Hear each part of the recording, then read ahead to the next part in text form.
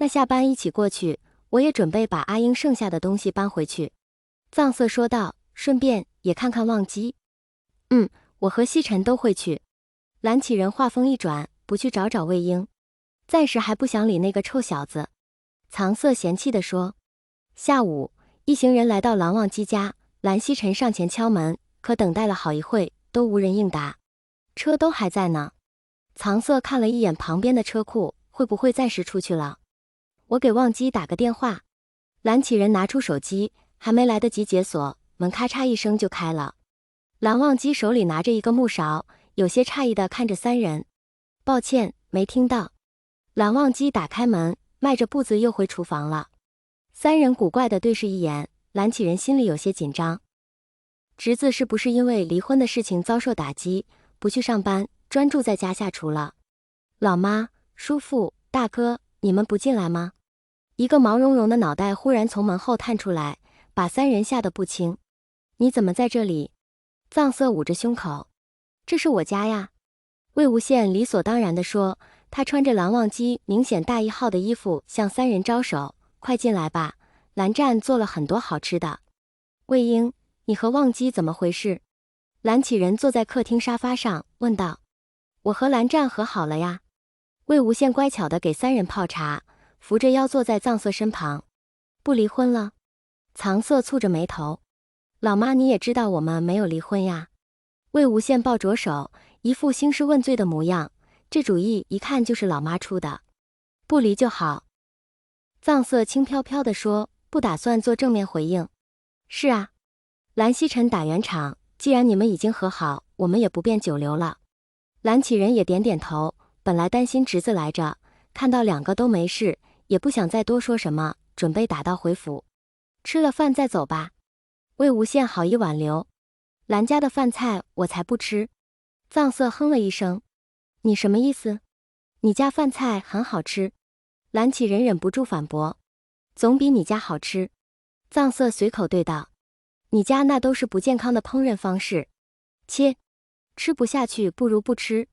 既然是旺基亲自做的，那也可以尝尝嘛。蓝曦臣笑眯眯在中间和稀泥。魏婴。蓝旺基站在厨房门口唤道。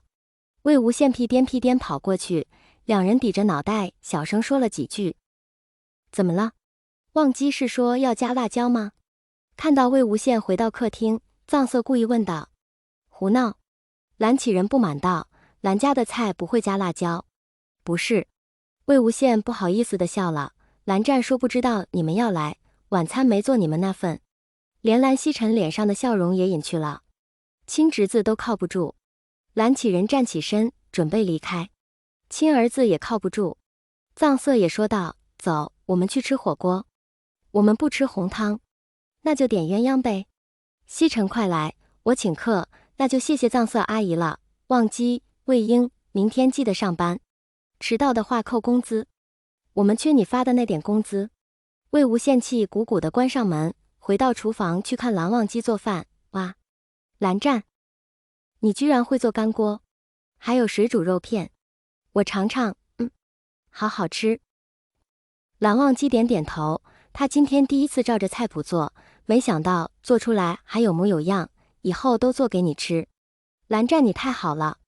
魏无羡从背后抱住蓝旺基。啊，那个菜叶可不可以不要煮了？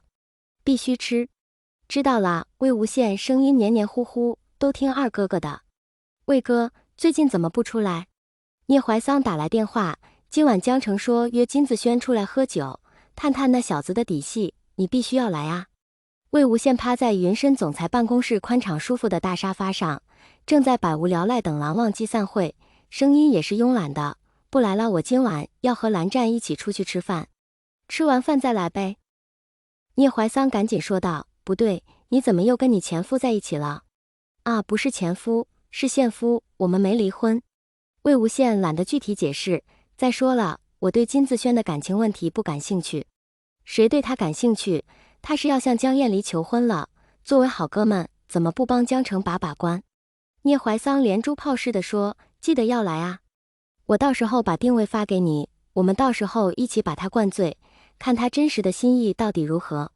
无聊。魏无羡挂断电话后，躺在沙发上长腿翘得老高。谁关心金子轩跟谁求婚，他现在只对自家蓝湛感兴趣。而且最近蓝忘机严格控制他饮酒。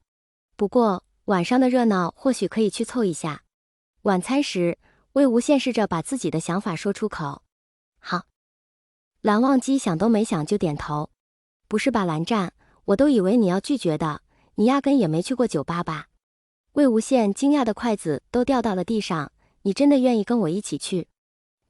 蓝忘机递上一双干净筷子，我陪你去。也好，嘿嘿嘿。魏无羡开心一笑，他愿意融入蓝忘机的生活，蓝忘机也愿意去试着接触魏无羡的世界，这样挺好。晚上，当魏无羡带着蓝忘机来到酒吧时，江澄和聂怀桑惊呆了，热热轻松的氛围瞬间冻结。